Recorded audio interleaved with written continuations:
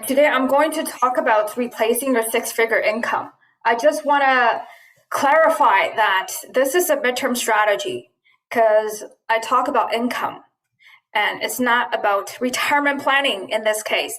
It could be. At the same time, you have to understand how to generate monthly cash flow. So that is my goal for today. There are so many different strategies.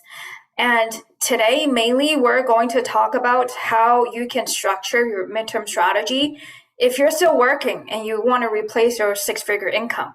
Or if you're not working full-time, how to generate six-figure income. So regardless where you are, I think looking at a midterm strategy is really important right now. And like usual, we have to go through this disclaimer because my lawyer will be happy for me to go through this. Like everything taught at TYT, you have to do things ethically and do it right. So even though you might be asking, how am I supposed to structure this as an investor? You always have a power team. And they act like your advisor. You have to decide eventually what you're going to do. So leverage and use their knowledge at the same time. You put your investor's hat on and decide which direction your business is going to go. And because by the way, I'm talking about lease option today. So I'm going to look at it as an investor. And also a lot of things have changed since I started lease option as my main strategy. And you might look at the number thinking, do we still have the same cash flow considering the mortgage environment has changed, etc. I'll start with some data because a lot of it has changed. You're right. A lot of it has changed. And how do you pivot as an investor? So the information we're providing here aim to be evergreen. At the same time, a lot of it is how you set yourself up as an investor. So you constantly have to pivot and decide how you're going to aim towards your goal every year, or things change in life, it could be different. And with lease option, very important, you have to have a mortgage broker. By the way, if you're giving your broker the leads or to qualify your potential tenant buyer, even if you're not familiar with the terms yet, I do want you to have some basic understanding before you pass on the information to your mortgage broker. Because once you set it up, a lot of it is marketing. Sometimes you get a lot of people inquiring, and you don't want to just send everybody to your mortgage broker. They're very important on your power team. If your midterm strategy is lease option, and you do want to replace your six-figure income. So I'm going to show you how the number works and why it is important to work with the trusted mortgage brokers. Not all mortgage brokers are created equal. I put it as the first power team member because with this specific strategy is really important. Accountants, also at this point, if this is your focus strategy, as hear people setting it up differently, you have to decide how you're going to structure your business. Are you going to be the one working and looking for the deals? Are you going to be the one that's going to be money partners and set it up? Also, your lawyers. And if you have a family, you're thinking about estate planning, and also every transaction, you need a lawyer who's familiar with real estate laws. So on your power team, you could have several different lawyers at the same time.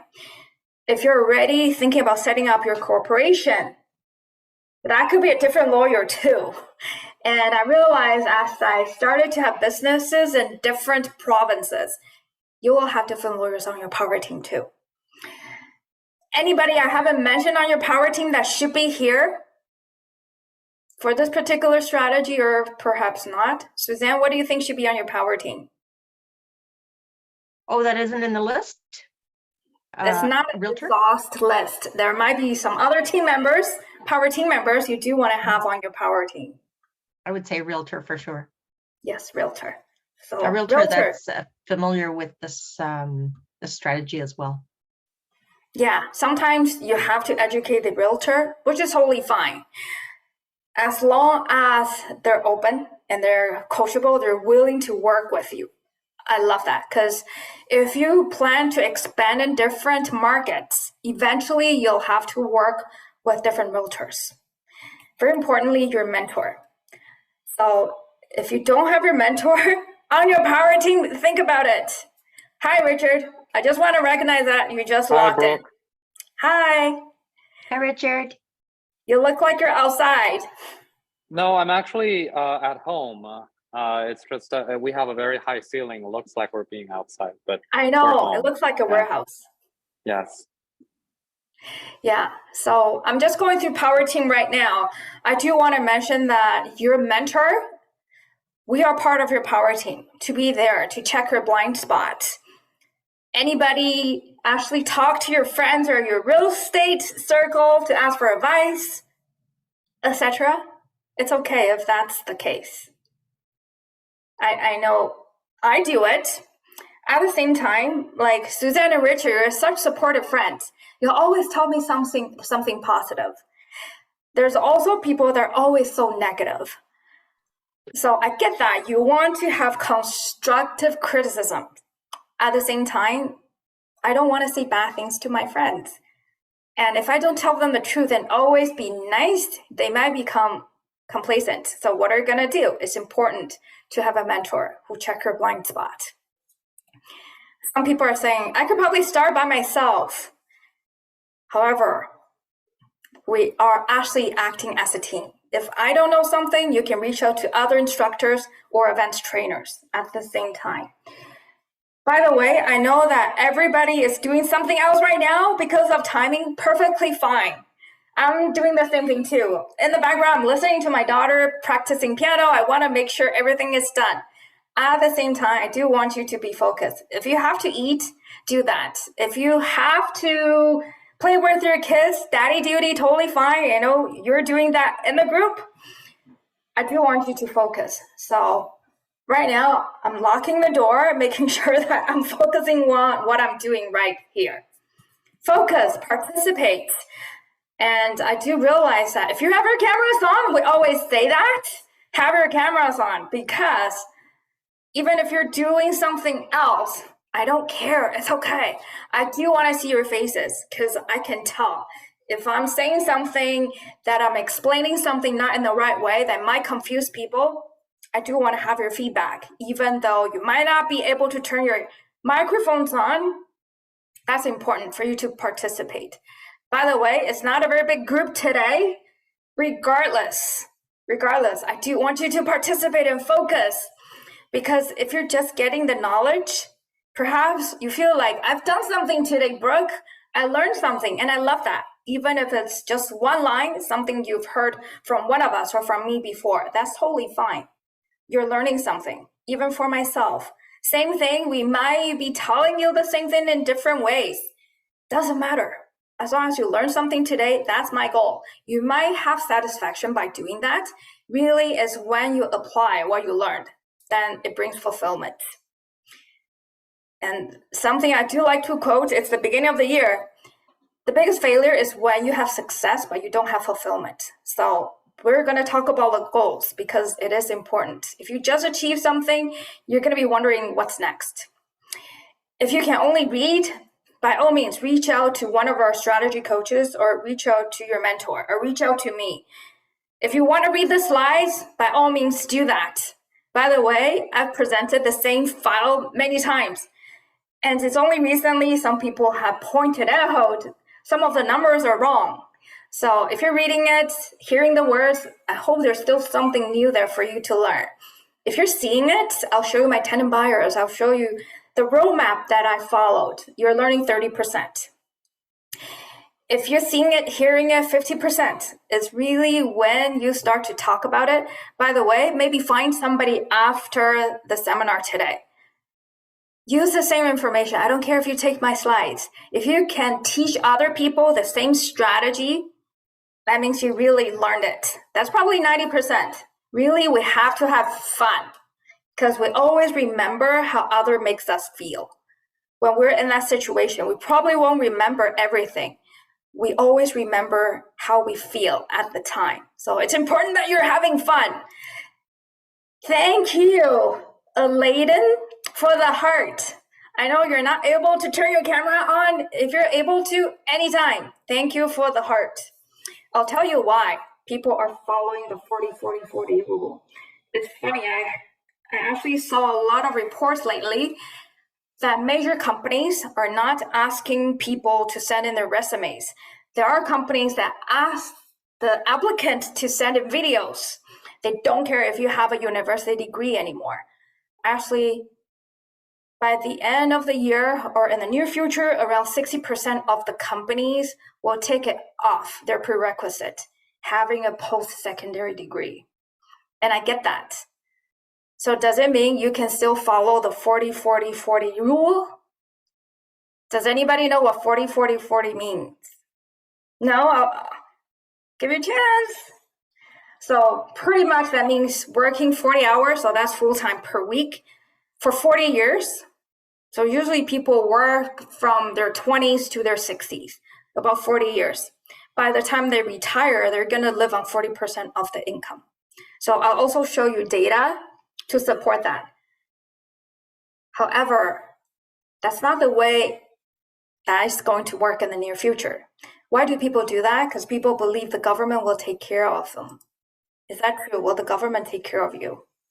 If you still think that way, please reach out. I'll send you some information.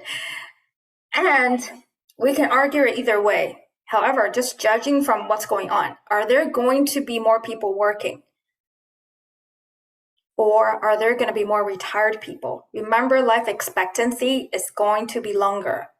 There are going to be more people that are retired, and government depends on people working to pay taxes, to contribute to CPP, to support the aging population. And judging from the deficit, will the government be able to support us? And the second reason is people do not plan for the future. I don't blame people for doing that, especially today, because most people live paycheck to paycheck.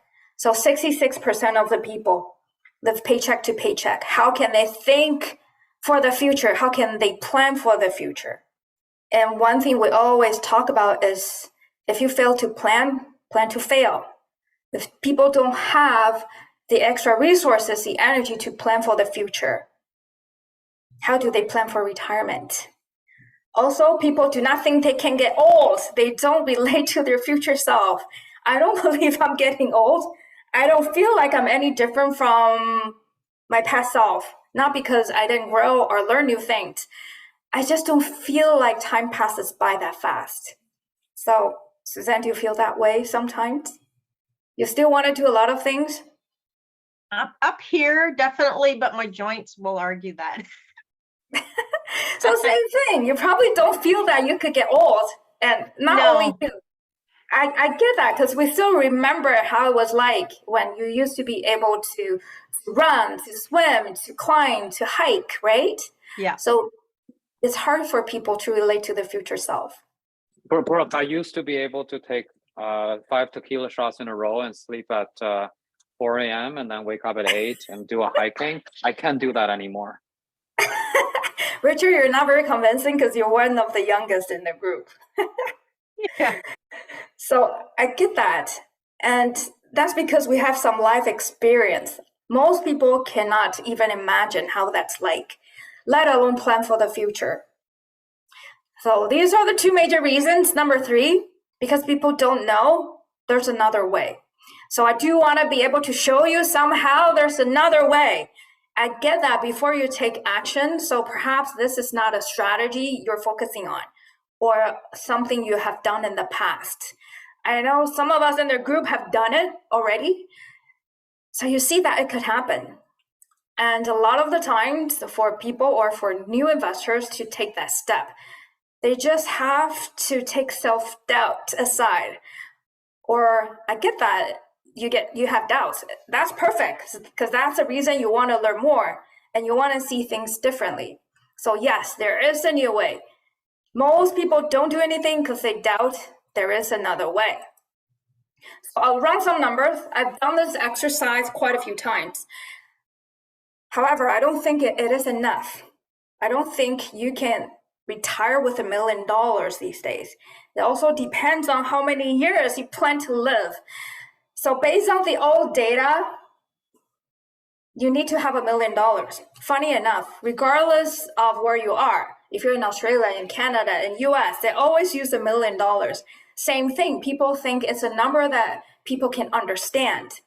So the 4% rule basically means that you have $1 million sitting aside. 4%, you live on $40,000 a year. Remember the 40-40-40 rule? If you make 100,000 right now, that means you're going to live on 40,000 by the time you retire. However, today, 100,000 is not enough in a lot of places. And this theory is not taking into account inflation. So this is actually StatsCan data.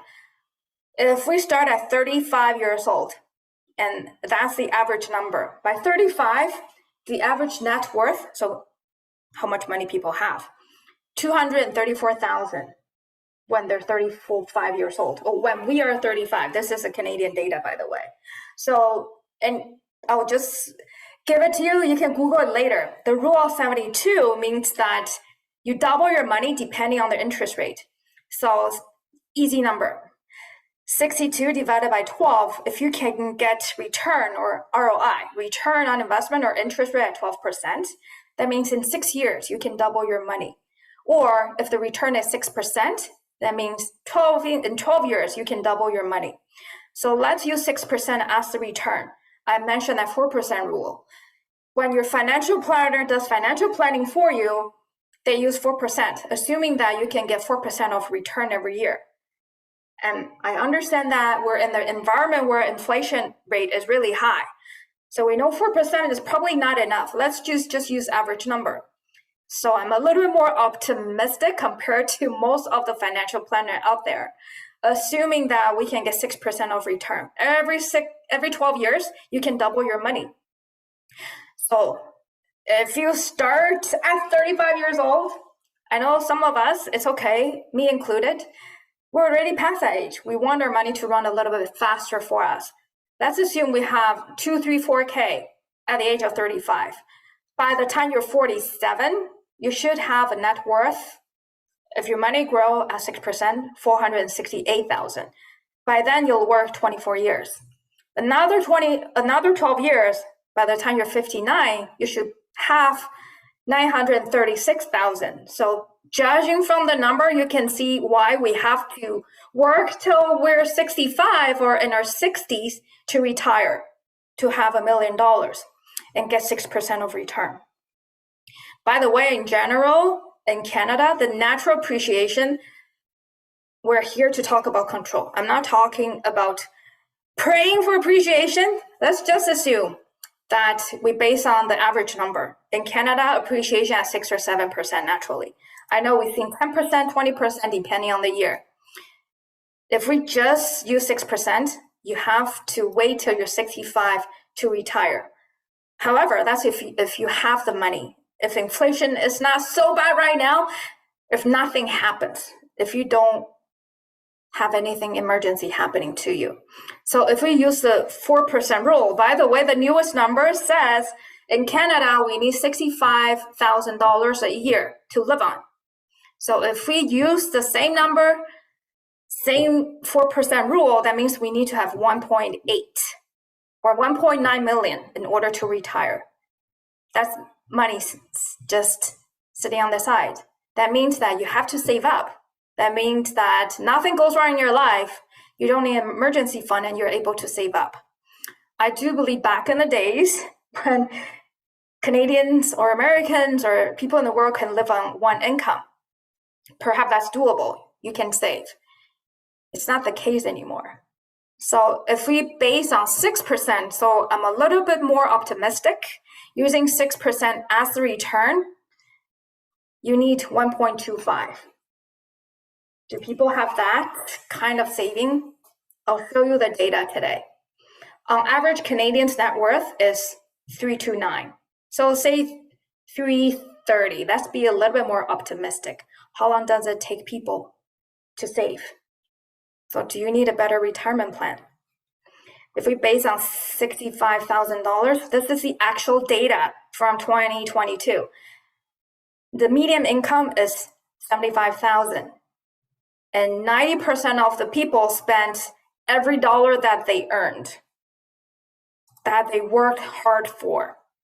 And a quarter of us in Canada are not able to cover expenses. If something happens, they don't even have $500 of emergency funds.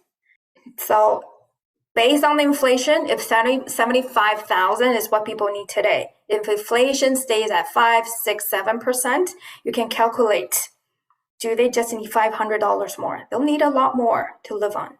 So just some numbers to look at and to keep in mind. So us as Canadians definitely don't have enough funds to retire on. And this data shows how much people save up, but what's their net worth?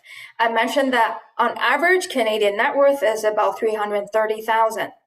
If you're middle-aged, 35 to 44, the net worth is at $234,000. So they're very far from the 1.25 or 1.9 or even $1 million that we're looking at. If you look at the numbers, there are fewer and fewer employer-sponsored programs anymore. And by the time you're 64, your net worth is actually declining because you're not actively working anymore. And people need to spend on medical. And perhaps you think you're not as active, so you're not going out and spend money. If you're not working, you have a lot of spare time, what are you going to do? Do you think you're going to spend more or spend less? Even if you have the willpower to spend less, don't you want to have a better life? Don't you want to have options? So if you have kids, if you have grandkids, don't you want to be able to help them? Or even if you don't think you should help them?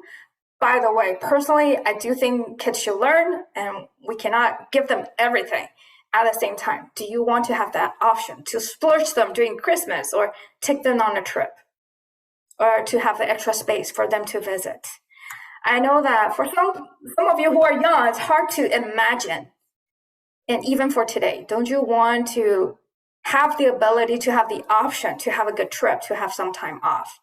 A lot of the time, especially at my age now, I know we set goals of having a nice car, to have a cottage, etc. Even though at this point, I'm like, okay, we could have that option. Even though that's not something I want right now, I do want to have that option. I do want to have the option if my parents are sick, I'm able to fly. I'm able to buy a ticket and fly back to Taiwan, regardless of the price, regardless of the timing. So if you look at where we are, this is the newest data I found. And this is BMO. So they actually increased their annual retirement requirement to 1.7 million, which is very close to the number we calculated earlier, based on the fact that we need $75,000 every year as an average Canadian, just to have an average life. So if we look at how much people have on average, this is how much RRSP people have, the working population. So in US, it's 401k. In Canada, it's RSP. If you look at how much people have, we're far from getting there. By the way, I also mentioned that last time, if you're looking for investors, it doesn't look like a lot. However, it is a pool of $5.6 billion out there. So if you can help other people, really, we constantly talk about win-win. If you can help people save up and make their money grow, use their RSP money for different projects so they don't have to depend on 4%, 5%, 6%. If you have the ability to help their money grow, it is out there. Money is out there. And at the same time, if you are depending on RSP, look at, is that enough for you to retire on? And because it's at the beginning of the year again, I know we constantly talk about the why. I talked about retirement. I talked about net worth, how much you want to save up. If that's your goal, what are you supposed to do today? Is that your why? Thinking about retirement. If you're not there yet, think about what you can do.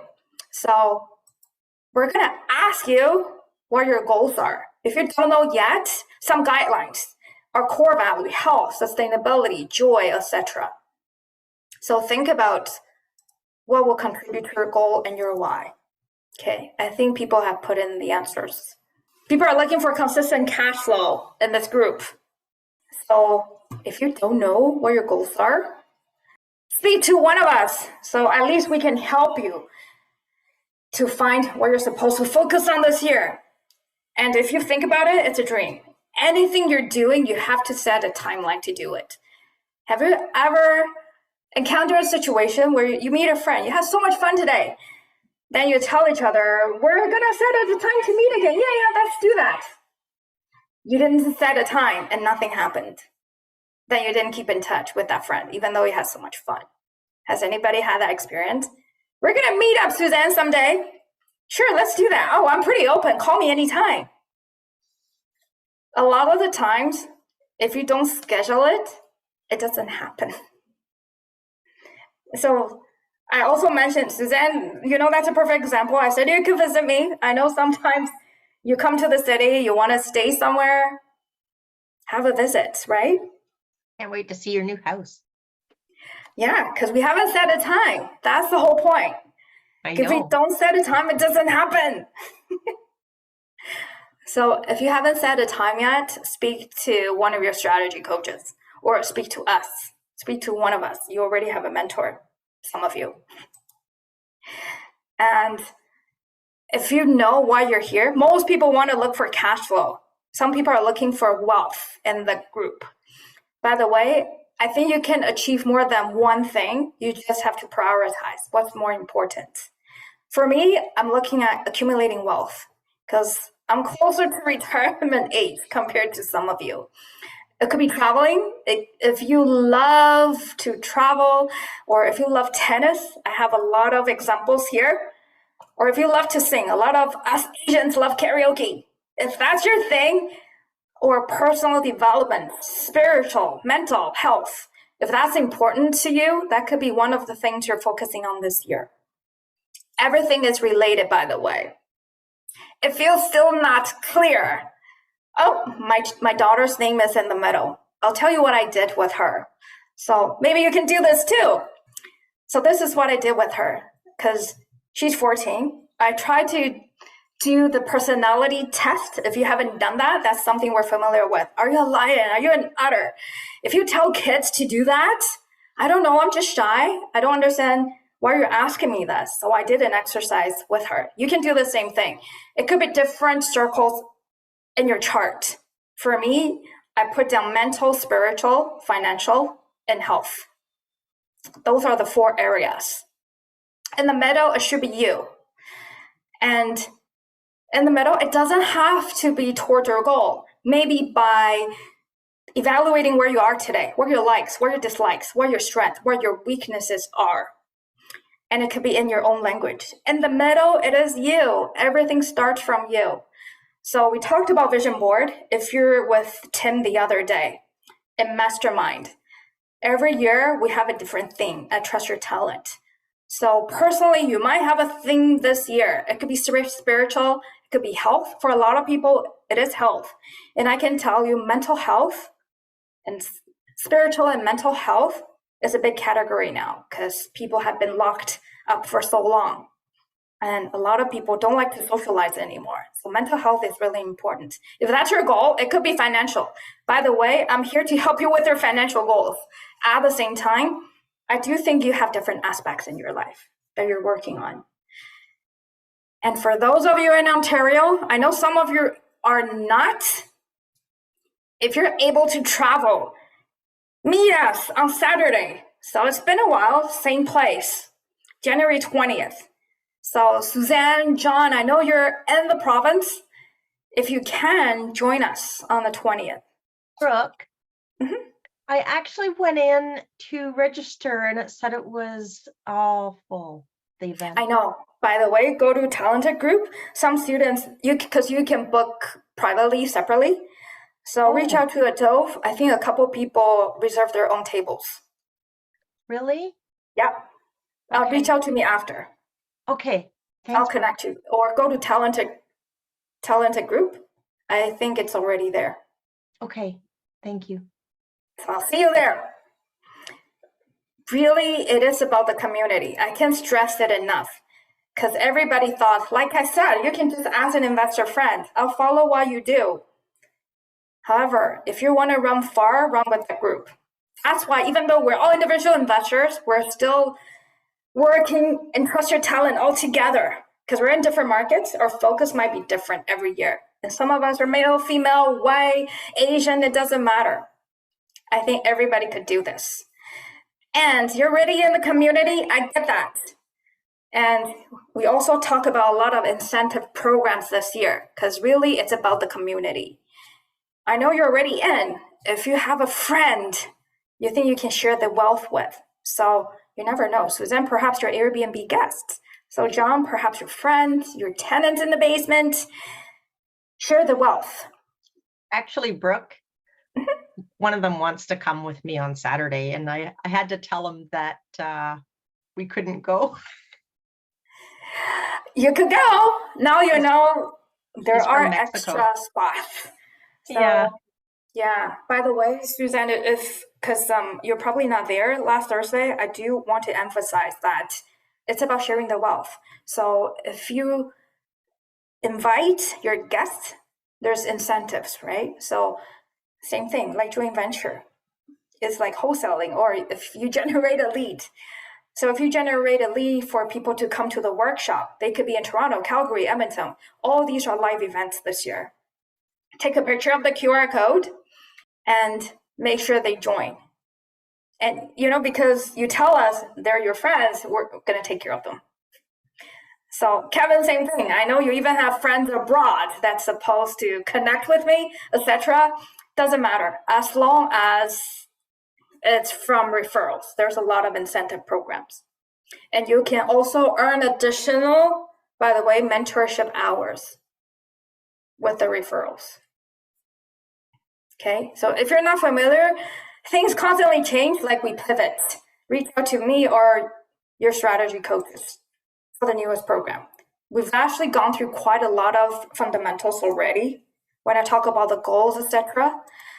And it doesn't matter. This year, personally, I'm going to focus on creating wealth.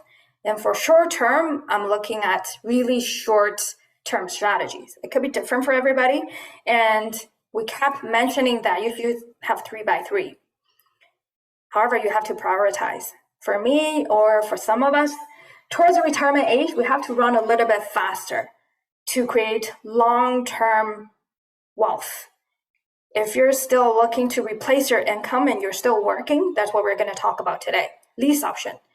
Or, by the way, any strategy, if it's joint venture, even if it's an income property, you might consider it as a midterm strategy because you have to decide how long you're going to stay married with this person. By the way, even though I know some of us have gone through the process, if I tell you you're getting into this marriage and you're never able to come out, at least there's prenup, there's etc. There's different tools, same thing. If you look at investments, you want to make sure you're protected. You want to make sure you have the same goals. Like any relationship, if you don't have the same goals, if it's not win-win, it's not going to happen or it's not going to last. So midterm strategy, short-term strategy, it doesn't matter. You have to make sure it's a win-win for everybody and everybody is working towards their own goals. I use different graphs to show that, hey, everything starts from you.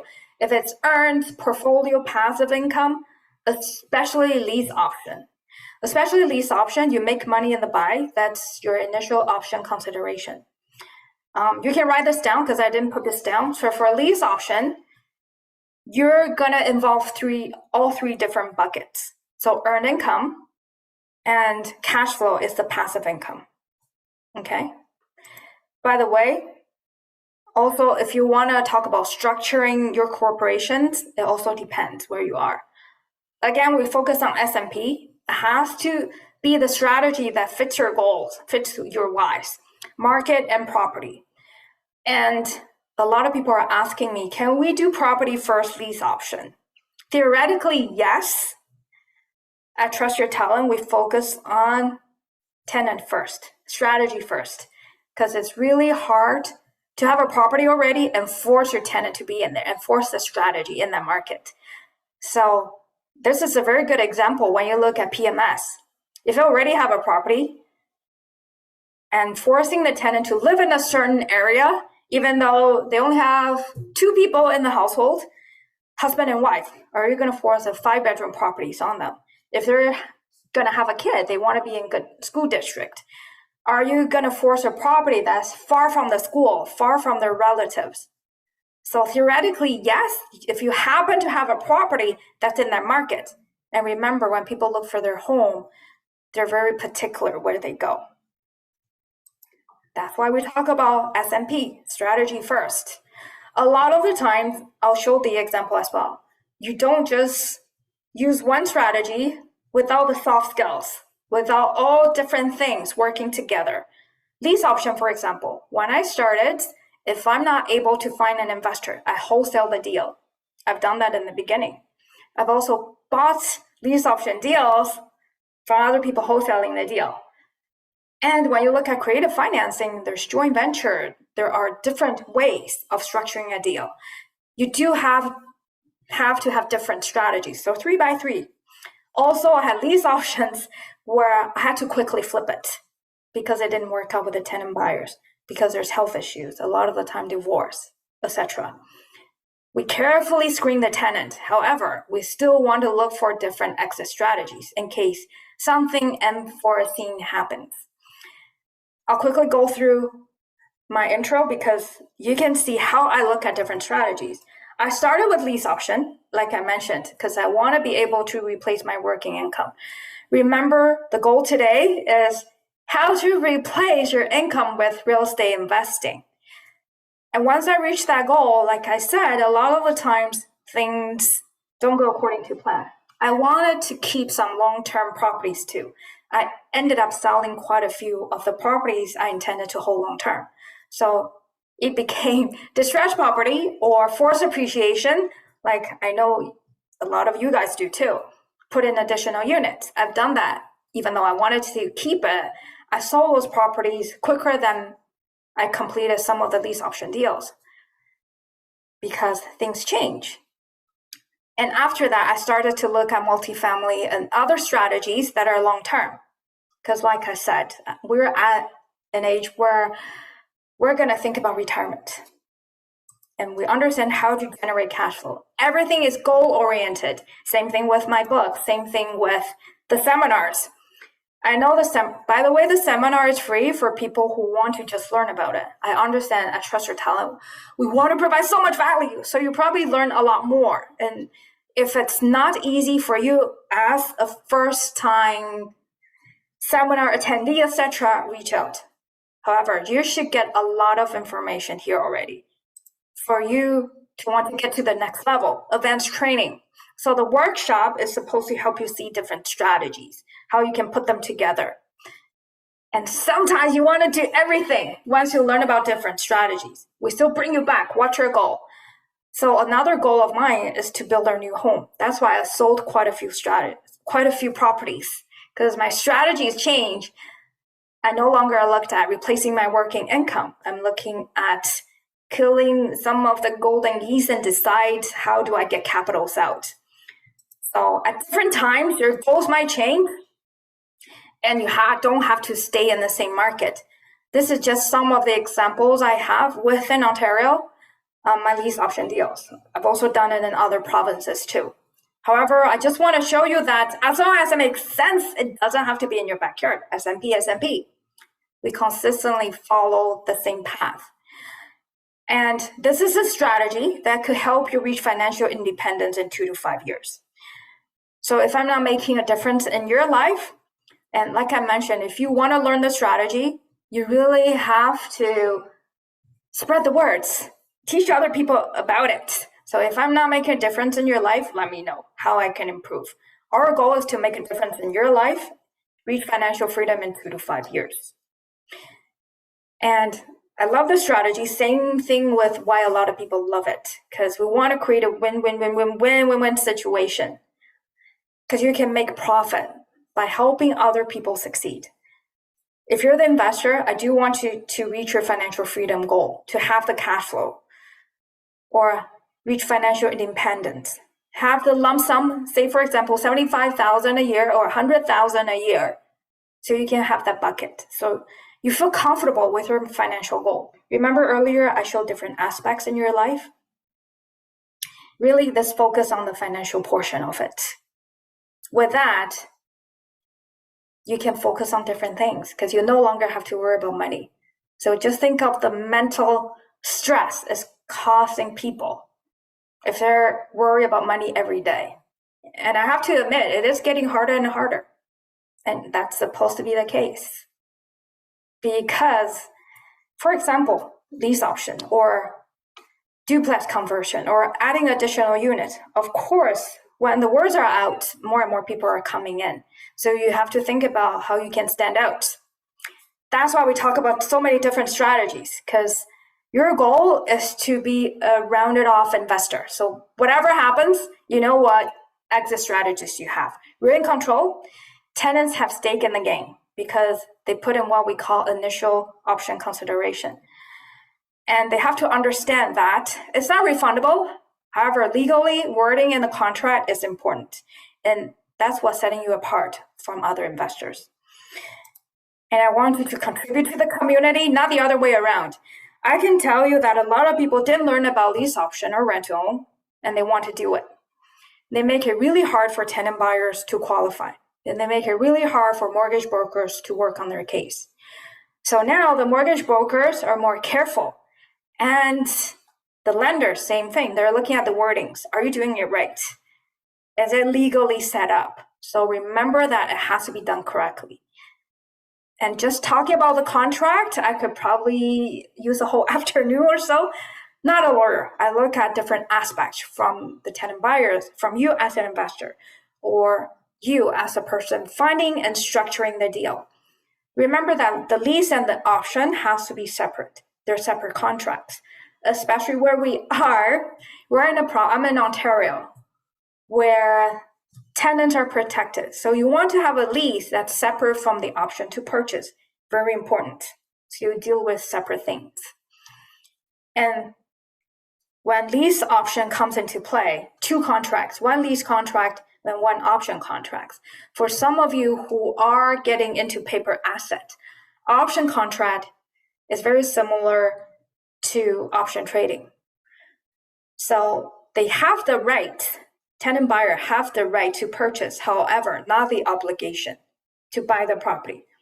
To just a quick definition of what lease and options are. It's very important before we get into the numbers. I know we're going to get really excited about the numbers. However, let's set the basics. So as an investor, cash flow is great and money in the buy. So the tenant buyer comes in with what we call initial option consideration.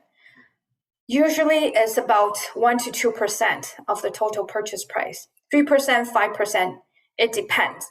What that means is your initial investment is lower because tenant buyers come in with initial option consideration. So your acquisition or initial investment is lower.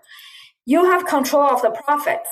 I understand that in certain markets where you see a lot of appreciation, people are thinking we're leaving money on the table. We don't, by the way. This is not about speculating. So it is about having control. So we know how much profit we're making. Just like if you're getting into private lending and other strategies, we're about control.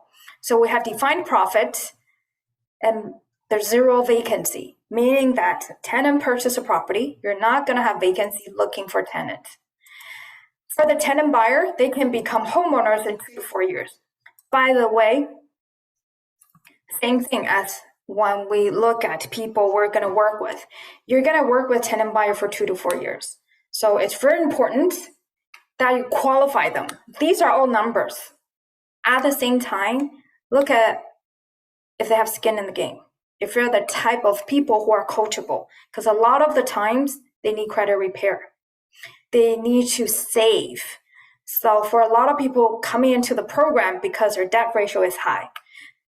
3 things to qualify for a mortgage. I know we talked about it. So I can see John and Suzanne on my screen. Can you give me 1 or 2 examples? So John first, because I haven't picked on you yet. What do you need to qualify for a residential mortgage? Credit score. Good. Suzanne, give me one more. Enough income. Yeah. So credit score, income, a lot of the times, by the way, we couldn't help them find a job. We're not employers. What we can help them is to save up during the 2 to 4 years. We can help them repair their credit. There are certain things we cannot help, so it's really important to reach out to a mortgage broker. In some circumstances, we won't be able to help them qualify for a mortgage later. So different stages, acquisition, during the program, and when they exercise their option. Every stage, we are able to profit from the process. Initial option consideration, I mentioned, money in the buy, they help you reduce the initial investment. So during the program, there's cash flow. A lot of cases, especially these days, mortgage is high. So a lot of the times you have to structure your lease option correctly to make sure you still have cash flow. At the end, proceeds from sales. So we appreciate it based on the natural appreciation of the market.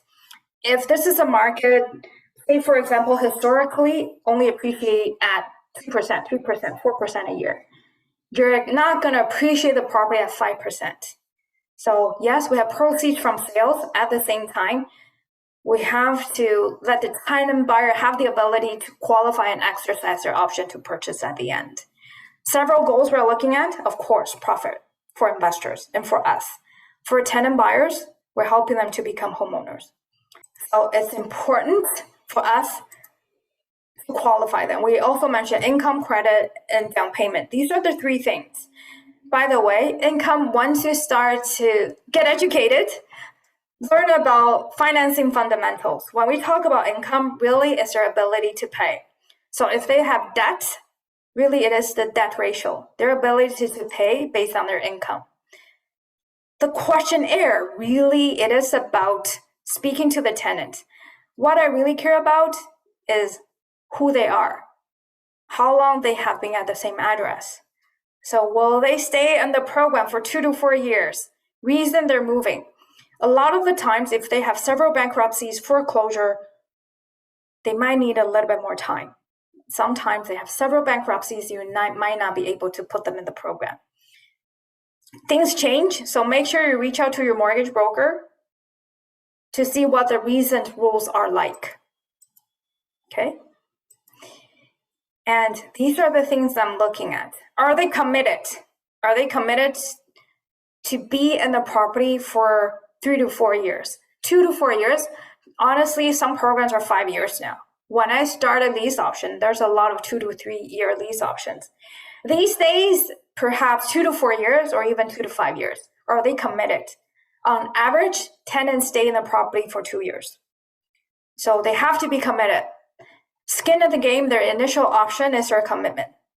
Invest in their future. Are they willing to be homeowners? Are they coachable? Because likely you'll have to help them repair their credit, help them save.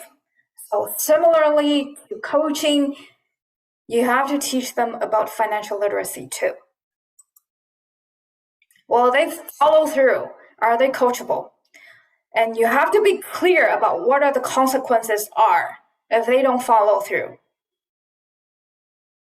Perhaps not being homeowners, perhaps still in the same situation. Their credits are not being repaired. They're not saving up. So periodically, you have to check with the tenant buyers to see where they are. So let's run through a quick calculation. It's okay if it's your first time looking at these numbers, if you're not familiar with it yet. So typically, we look for a property that's for first-time homeowners or at a price range that's affordable to a lot of families. So the purchase price here is $470. It's a 3-year term, appreciation at 5% per year. So their purchase price is $544. How we calculate that is $470, appreciated by 5%, 5%, 5%, compounded 3 years. And they came in with $15,000. Every month, they have to understand their expenses. Sometimes it seems like a lot for people. However, even if they don't come in the program, they have to save up. So the rent portion is $2,400. Their option portion is $1,150.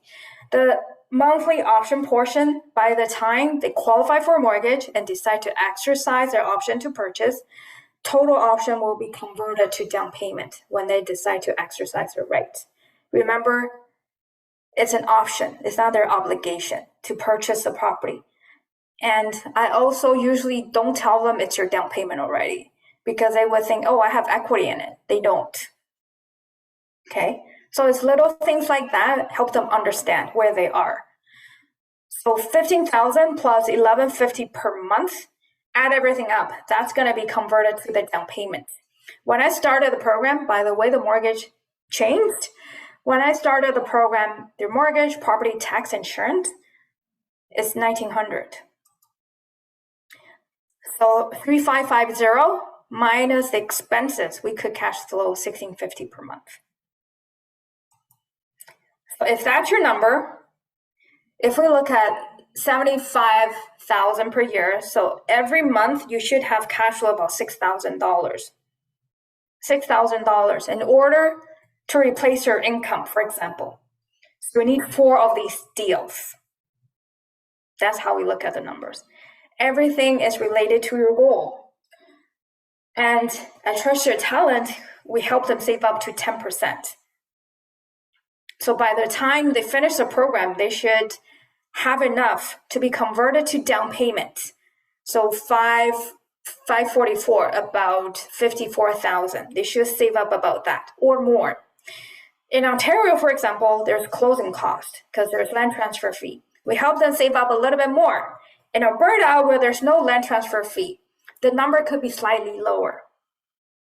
And also, we don't appreciate properties in other provinces at 5%. It has to make sense in that market. So if we look at profit at sales, by the time we're transferring the property to the tenant buyer, mortgage balance is $350. Legal cost $1,600. How much in, how much out? So total option $56,000. So there is there at least 10%. So the total profit, down payment, land transfer, lawyer fee, all our costs, and then we have to credit back the initial option. That's our total profit. So just run through the numbers with me. Accountant-wise, a little bit more complicated. Reach out to your accountant, and I can also run through it with you if that's what you're interested in. So our goal, 3 ways to make a profit: cash flow, return on investment, and money in the buy. Any investment, whether it's lease option or if it's multifamily income property, we always look at cash flow, return on investment. And you might ask me, where do I find money in the buy? Different strategies are different. Here we have initial option consideration. And a multifamily or a long-term hold, you're looking at opportunity, for example, to buy from wholesalers, or if you find distressed properties, because they have to sell it cheap to get rid of it. Not all the properties are looking pretty. So these are your opportunities to find money in the buy, regardless of the strategy. 3 things: cash flow, because that's how you make sure you have a business, a viable business. One thing we talked about at Mastermind is, think about, are you feeding your ego or your bank account? If you're feeding your bank account, the property is your cash flow. I know there are people who buy pre-construction, for example, and you can say, I own a lot of properties. However, is it cash flowing? Is it feeding to your bank account? So if you look at the profit, so cash flow throughout the 3 years and profit at sales. In this example, the total return is 42%. Remember the 72, the rule of 72. So 72 divided by 42, less than 2 years, you can double your money. By the way, if you're, say, for example, joint venture with somebody else, I understand that you might not be able to qualify for every mortgage. So I gave you the example, you just need 3 or 4 of these deals to reach your income goal. If you're not able to qualify for all the mortgages, say 1,600, divide that by 2, 800.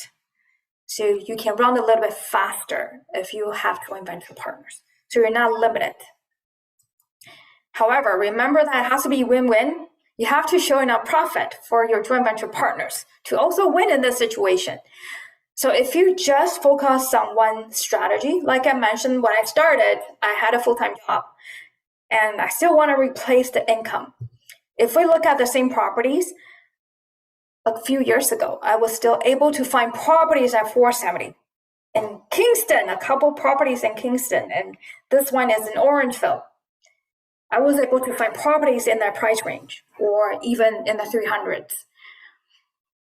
However, that might not be the case. You need to find a different market if that makes sense. So if I use the same example, by the way, your initial option consideration for me, I have to report it as income because you do receive that from the tenant buyers. So 15,000 initial option. If you just do one deal, remember I mentioned part-time effort. Why we use 4 deals? Because if you can only focus on getting 4 deals a year, and even if you have to joint venture with other people, the first year, you can generate an income of 51,000. The second year, 91,000. So you can see how quickly you can reach your goal of replacing your 6-figure income.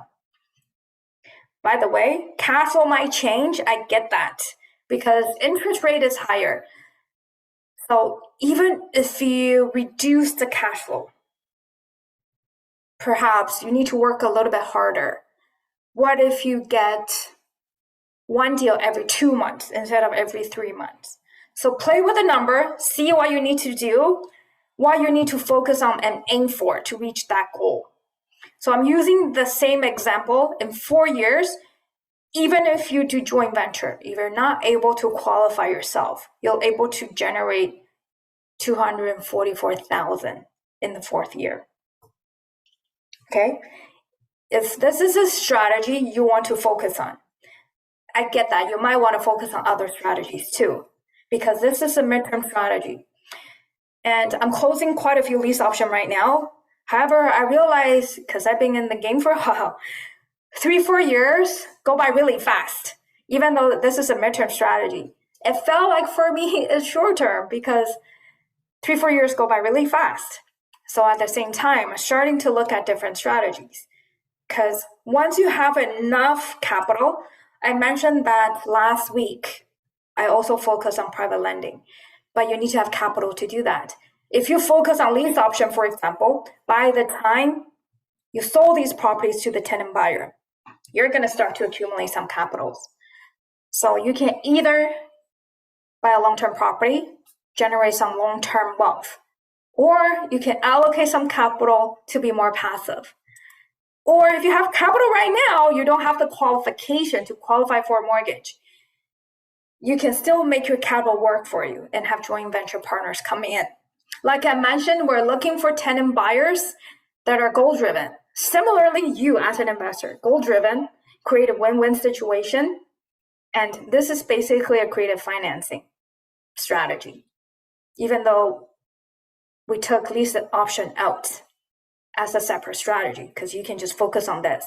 At the same time, think about how you can use this asset acquisition strategy. We're going to talk about more advanced strategy and different strategies mixing together in creative financing. So this is a picture of my tenant buyers.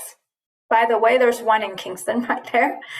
Like you can see, most of them are families with young kids. So you can see that they would be committed because the kids have to stay in the property for a while for school, etc. So I'll give you an example of how you can change your return on investment.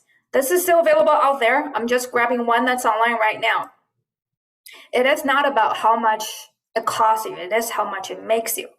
Always remember that. Because once you start to focus on real estate, you'll realize, hey, all the numbers look pretty big, something you're not used to. It doesn't matter. If I tell you you can make $1 million tomorrow, you have to find $50,000. I'm pretty sure you'll find it, or even 100,000. Because if the deal is good enough, you'll be able to find money. You'll be able to find money to chase the deal. So let's use the same example. The initial investment is about $86,000. So the profit in 3 years is roughly about 100,000. You can have a joint venture partner. So in a lot of cases, we're not able to continuously qualify for mortgages. And some of us are full-time investors. So we don't have stable income as a job to show. Or, for example, you do have a job. You're able to qualify for a mortgage. What if you don't have enough down payment? What are you going to do? So assuming that nothing changes. In 3 years, this is your return on investment. What if you can find $20,000 of balance transfer, or 25? This is usually the number you can get from a balance transfer. If you're like me, you're already leveraged a lot, perhaps you can only get 15,000. Doesn't matter. Let's assume you can get $20,000, 0% interest, 1% balance transfer fee. So you don't have to have that $20,000 out of your own pocket. Initial investment required $86,500. That $20,000 doesn't have to come from you. All you need to do is come up with a $200 for a balance transfer. So that's your investment in the deal. In total, you put in $66,700 instead of $86,500. Just run the numbers with me. That's all you put in. Same return, same deal. And now your return on investment is 54. So I do want to have a separate session, just talk about return on investment. Yeah, sometimes it's costly. In this case, balance transfer is pretty much free money. And even if you have to borrow money, you can run the numbers and see if it makes sense. Only borrow money when you can make money. So I just want to show you that your money can run a little bit faster. So instead of a year and a half, perhaps a year and a month, you can double your money. Then we go back to, hey, again, is this helping me reach my goal? ROI is really important. So I'm glad you invest in yourself and spend the time with me. Really, when you join the seminar, and I mentioned that I know some of you are already students. If you just want to share the wealth, this is a sneak peek of the kind of investment we're looking at. And us at Trust Your Talent, how do we look at planning for your financial future? It's always about your goals. It's always about what strategies will help you reach your goal.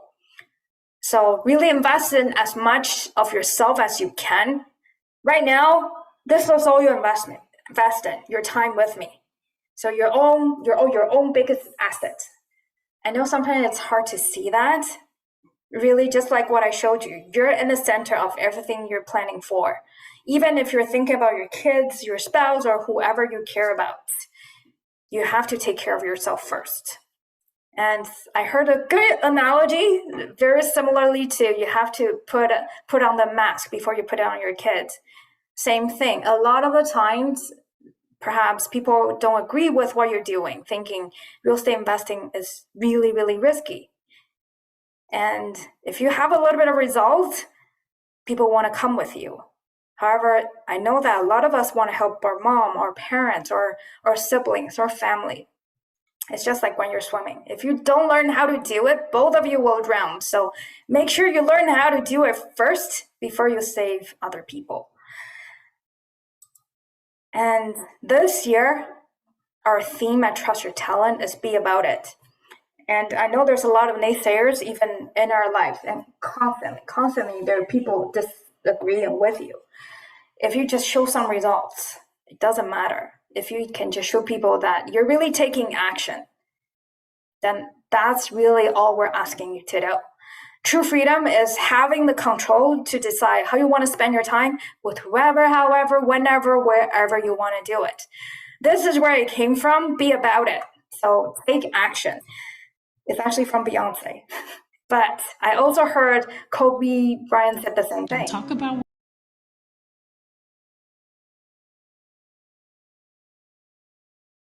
you, be it, be about it, be about that action.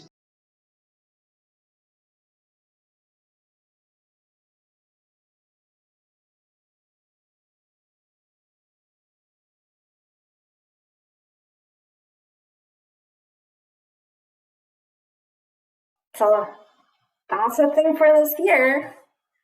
Be about it. So same thing for us. We have to be active investors to stay on the team. And really, with you guys, we have extra accountability because we want to be the ones that lead the way. We have to consistently improve and do it. And you guys are running so fast, people in the community. If this is still not clear to you, if you think, oh, I don't know where I am, it starts from you. And do those exercises, whichever tool that works for you or speaks to you or seems easy enough for you to implement. It starts from you, cash flow, return on investment, so you can create wealth. And it could be wealth in terms of money. It could be wealth in terms of knowledge. Return on investment, not just about money, also return on investment of your time. And time is your most valuable asset. So even though I see a lot of young people, they probably don't have the money to invest right now, they have the time. They can really run at this point. And if you read the book, Money Theory, what's that book about? Mindset of Money. Really, it's talking about if you start early. At the same time, a lot of us didn't start early. I didn't start early. So we have to learn how to generate cash flow, return on investment, and make our money run really fast for us. So I hope you're educated. Feel like you're educated today. You might have already taken the class if you're an existing student. At the same time, I do hope there's something that you can take home today.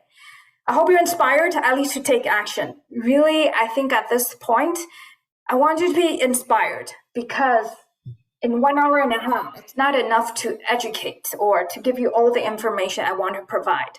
I hope you're having fun. There's no stress here because this is a safe environment. And ask questions. There's no stupid questions, by the way. 3 stages: acquisition, doing and sales at profit at sales. So if you want to set up for success, screening is just like any investment. You're doing your due diligence. And contracts, the deals are only as good as how you structure it. By the way, a lot of people are saying there's not a lot of good deals out there. A lot of the times, if you can structure it right, you might see opportunities other people don't see. The numbers have to work. However, if you have more tools, when other people cannot make the number work, you might be able to. And we went through a lot of mindset stuff because I think even for me, probably be in the investment slightly longer than you have, consistently, I have to remind myself why we're doing this. And it's not always rainbows and butterflies. So what are we going to do? Mindset, again, is really important for us to remember why we're doing this. Go back a step. Really, it starts from you. That's why I constantly talk about, hey, your goals, your whys. Or if that's not enough, the team is always there to support you.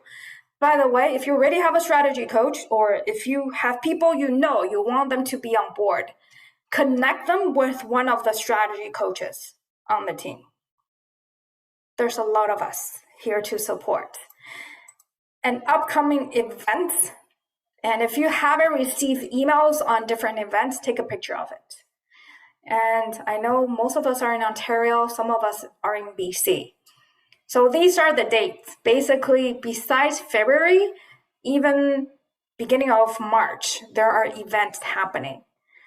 So I'm excited to see you guys in Toronto and also connect on Saturday. I've talked about replacing your income. The next one coming up is about 0 to 10 investment properties. So just to give it away, replacing your income is about lease option deals. And you just saw how we could achieve that goal. 0 to 10 properties, I trust your talent. When it's property first, we always look for forced appreciation opportunities. So when it's property first, forced appreciation. That seminar is about distressed properties. And you can combine distressed properties with different strategies. So income properties or multifamily, for example. We now set up distressed properties as a fundamental class because we think this is what investors should start from because you want to have different exit strategies. So this year, or starting sometime last year, Financing fundamentals and distressed properties are fundamental classes now for everybody. Coming up this year, we also are going to have field trips for wholesales and also for multifamily. And perhaps you can also do that in your mentorship too. And if you're there, or if you're gonna tell people what it is like to be at our workshop, here it is.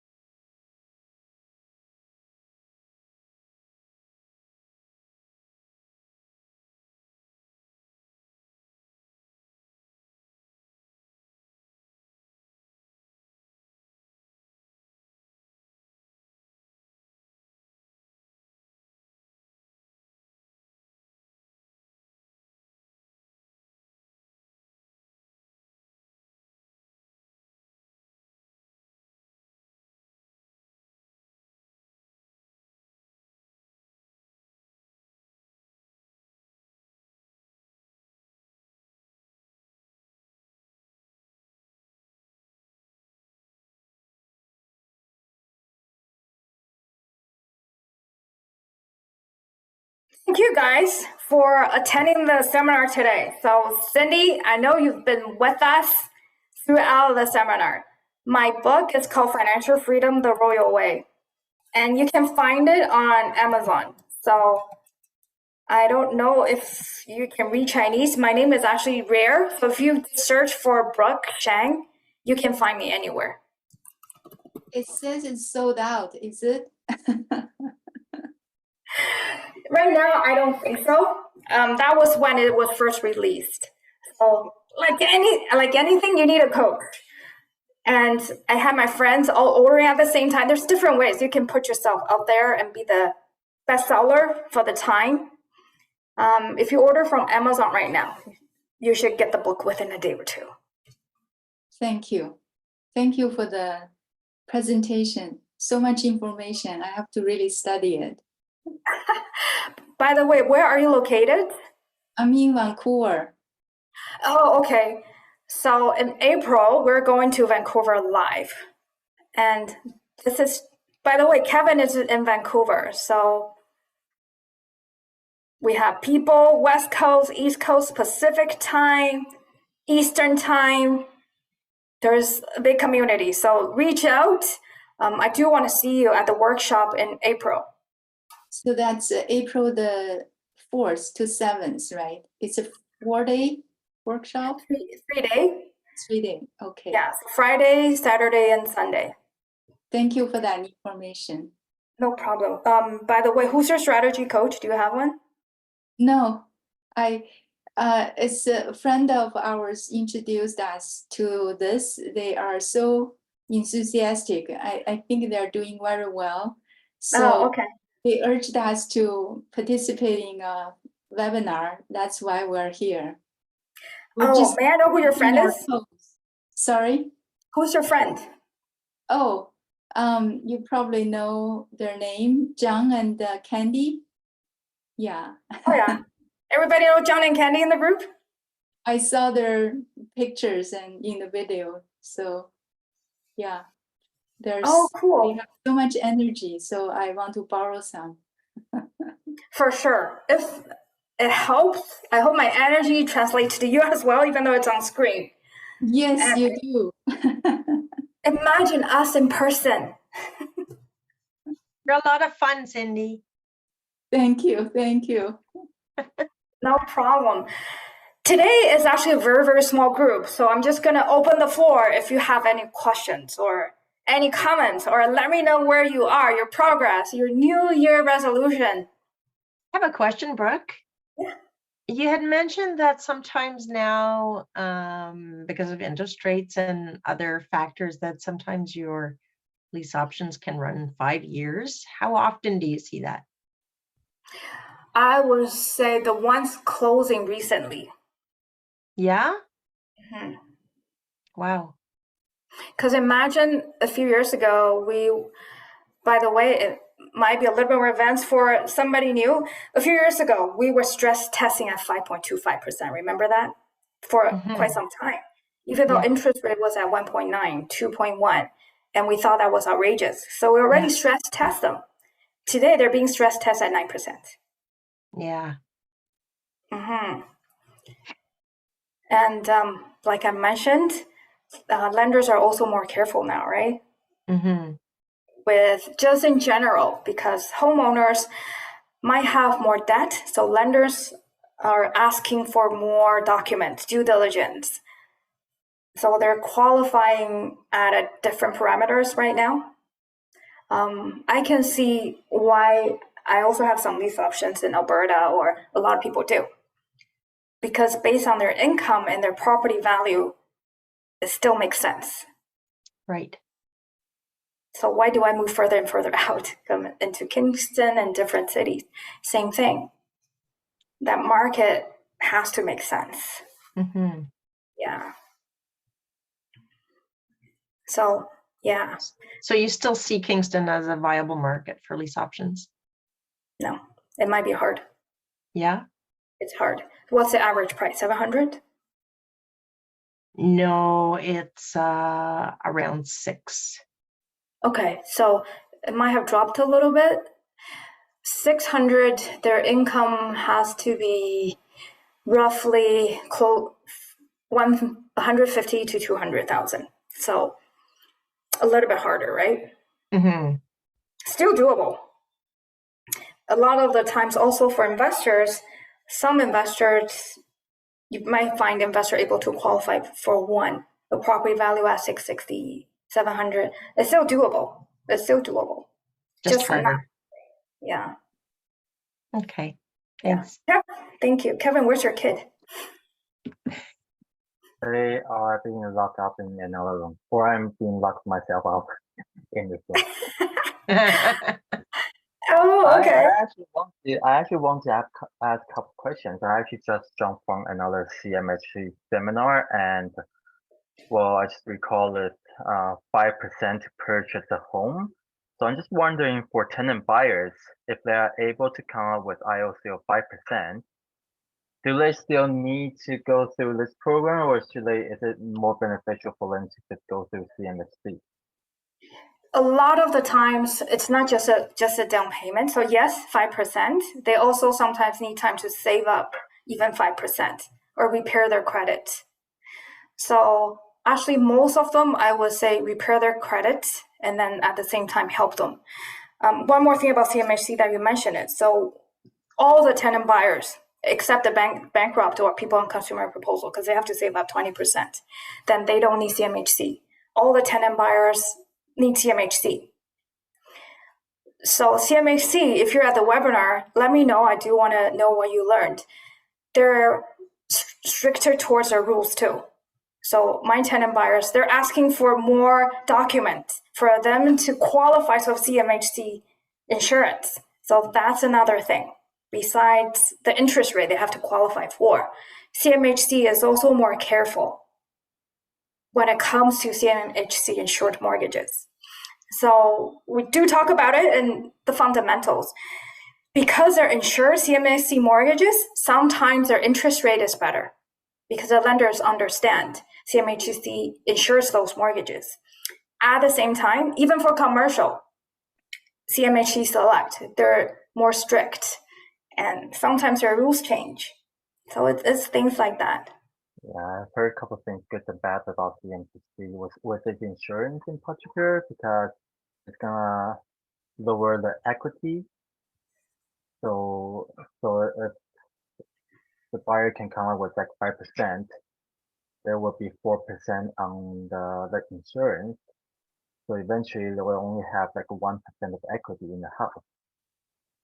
Well, that's what they say in my work now. So they somehow they work it out in the calculation, saying they actually need to pay more in the mortgages.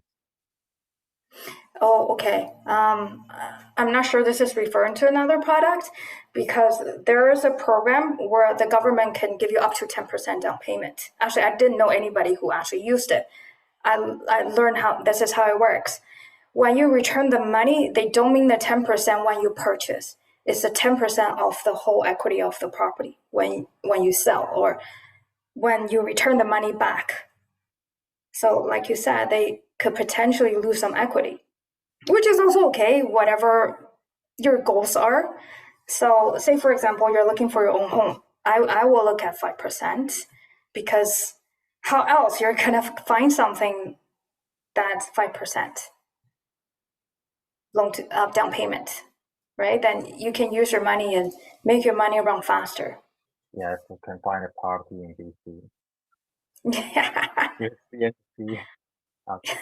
And the other question was, so I'm actually looking at a couple of these option deals, and I keep on thinking between these options and private lendings, because some these option deals, they have high returns on interest, but then again, I'm thinking about the mortgage unit being used up.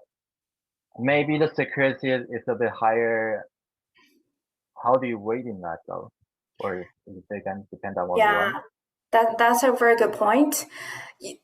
For me or you as private lenders, I look at opportunity cost. So if you take away, say, 15% of interest, right? There's not a lot of profit left for them. There are deals that could still work, which means whoever qualified for the mortgage might not get as much. Will the deal still work? So for you, I mean, you're not the one that structured the deal, it doesn't matter. But is the deal going to support whatever private lending interest you're charging?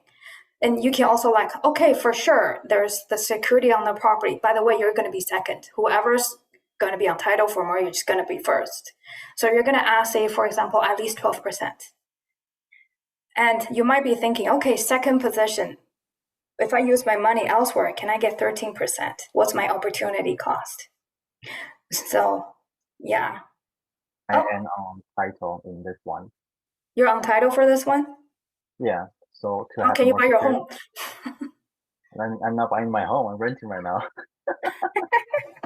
Okay, so your goal have changed. Well, it's better to be a renter in BC. That's true too. Yeah. So, anyways, you. By the way, Cindy, you can reach out to Kevin. He's actually a freedom fighter. He reached his financial freedom goal already, and he's getting into different strategies now. Yes, we're actually working on distressed property right now as well. Oh my God. Okay, Kevin, let's have a separate talk to focus. Yeah, very fun. That's hard to do. That's hard to do, right? Yeah, So, really hard to do. Yeah, I often share by the way, Kevin, you're already pretty fast when it took me 4 years to reach my financial freedom goal, right? Because same thing. I had like 10 deals the first year on the spreadsheet. However, it's very far from financial freedom because it's fun. I want to learn about different strategies. At the same time, you'll be like, oh my God, I put in so much work and how come it's not reaching my goal? Because you constantly have to go back. And actually, Tim sat down with me, very simple. He just drew the pie. These 3 buckets, why are you not having cash flow? So I focus on lease option, but my own money, I put in other deals that are not bringing in cash flow until probably 2-3 years down the road. So that wasn't helping. And I learned from experience, right? Yeah. My mentor. So I can totally relate. You want to get into everything because it's, you're learning. You want to learn about different things. At the same time, if it takes you 4 years, 5 years to reach your financial goal, I hope you still stay in the game and not feel discouraged. And I think one of the things I mentioned that Tim put up a few things that we should look at this year. Number 1, are you feeding your ego or your bank account? And when you look at your assets, ask yourself, are these performing assets, meaning generating cash flow, helping you create wealth? Sounds simple. However, when you look at all the deals, it could be distracting sometimes. That's why, you need somebody to check the blind spot for you. And thank you guys. We also learn a lot from all of you too. everybody has different concerns. Everybody's situations are different or constantly changing, pivoting, right? So we also learn through you guys as well. By the way, all the workshop will be followed by the networking event. Okay, so if you happen to be in Edmonton or Calgary, you can also join the networking event. It's a lot of fun. Actually, I think in Vancouver, you guys have a very good group because whenever there are events, there's always a big crowd in Vancouver, right? But yeah, Yeah. Cindy, feel free to reach out, and John and I, we talk all the time about all sorts of things, raising kids included. Thank you. I'll report back to John and Candy. Yeah, yeah. We have a like mini group with PSI because we have like PSI is running in Vancouver like every 2 months or so. So there's like mini TYT in the PSI as well. It's very fun. So that will happen in February. So feel free to network in between as well. Sounds good. By the way, if you're already in the community, you guys will receive emails for the event. Cindy, I encourage you can take a screenshot of this or just take your phone and put the dates in your calendar too. And I took a picture of the QR card. This is on your website, right? This information? That takes you to the website. Okay, and all these dates are on the website, right? I think so. I think so. So as long as you have the QR code, you know the dates, Yeah. that will help. If there's any glitch or anything on the website, let me know. Yeah, Yeah. I noted down the dates. So, and Okay. your names and all that. So I'm sure if I have any doubts or questions, I can just ping John or Candy. Yeah, no problem. So for all of us, so my email is just Brooke, BROOKE @trustyourtalent.ca. So all of our emails is simple, our first name, and then that's it. But even if you just want to look for us through the website, you can see the information. Your last name is SHANG. Is that Shang? 赏，欣赏的赏 like a Sh- gift. wow, that's unusual last name. That's rare. Yeah, very- it's very rare. Okay, thank you guys. Any more questions or comments, let me know. If not, I'll let you go. Thank you for joining us.